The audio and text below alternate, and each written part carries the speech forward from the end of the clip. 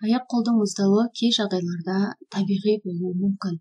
Олар әрқашан алдымен суықты сезеді және соңынан жылиды. Бұл өмір сүру механизмінің маңызды элементі.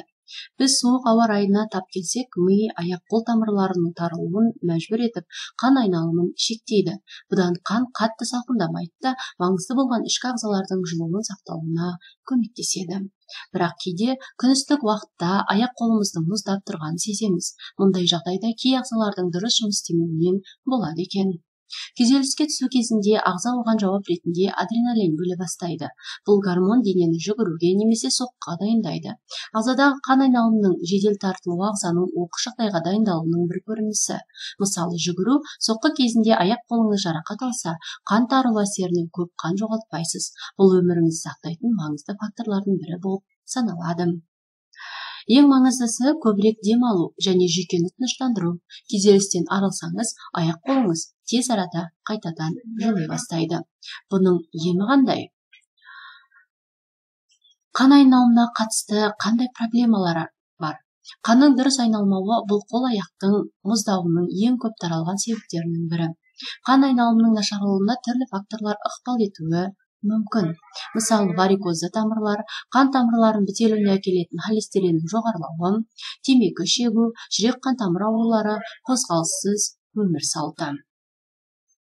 Егер аяқ-қолыңыз жиі мұздап қала беретін болса, дәрігердің көмегіне жүгінгеніңіз абзал. Дәрігер қан айналым бұзылуының себебін анықтайды да қажетті ем тағайындайды.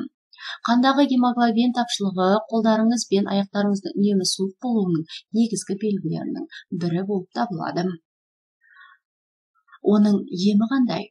Темірдің жетіспеушілігі әдетте әлсіздіктен, тез шаршау мен шаш пен тырнақтың сынуы арқылы білінеді.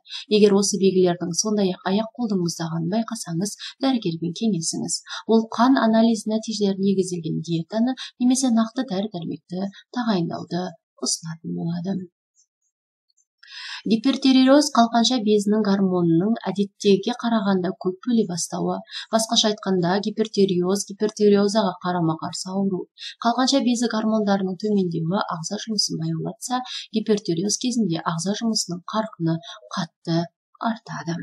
Яғни, қалқанша безі гормондарының жеткіліксіз кезінде аяқ-қолыңыз қатты мұздап кетуі мүмкін.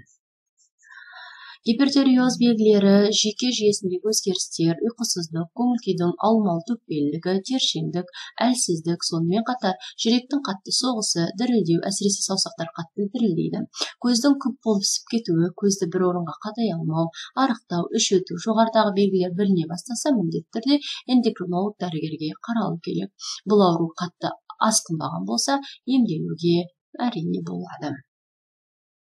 Қант диабеті, көмірсутек, май, ақуыздың зат алмасуының созылмалы бұзылуы, яғни қанға көп мөлшерде қант түйіршігінің бөлінуі болып табылады. Диабет инсулиннің асқазан асты безінен жеткілікті мөлшерде бөлінбеуі салдарынан басталады. Инсулинсіз ағза қант түйіршігін өңдей алмайды. Соның салдарынан қанның құрамында қант мөлшері арта бастайды. Қандағы глюкозаның артуы тамырларды тарылтады. Сол себепті қан айналу баяулайды да, аяқ-қол мұздай бастайды. Бұндай жағдайда қандай ем қолдануға болады? Қант диабетін растау үшін терапевтке хабарласыңыз. Егер ауру диагнозы қойылса, дәрігер аяқ-қолдың мұздауын алдын алатын емдеу шараларын айтады және тағайындайтын болады.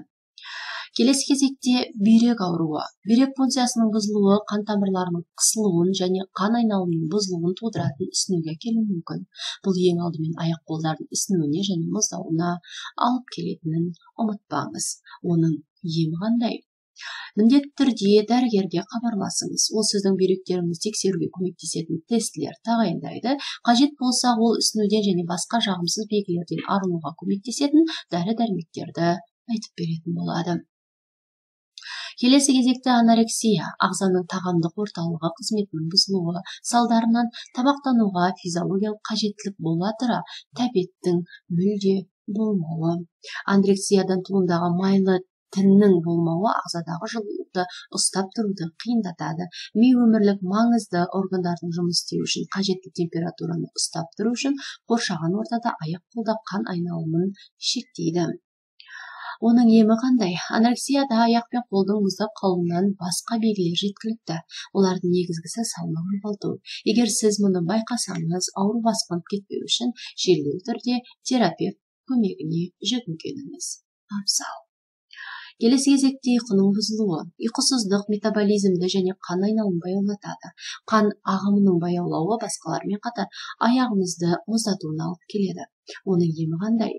Ұйықтап күніне кемінде 7-8 сағат демалуға тырысыңыз. Бұл аяқ қолдарын жылытуға ғана емес, сонымен қатар жалпы әл-ауқат пен денсаулыққа өте пайдалы.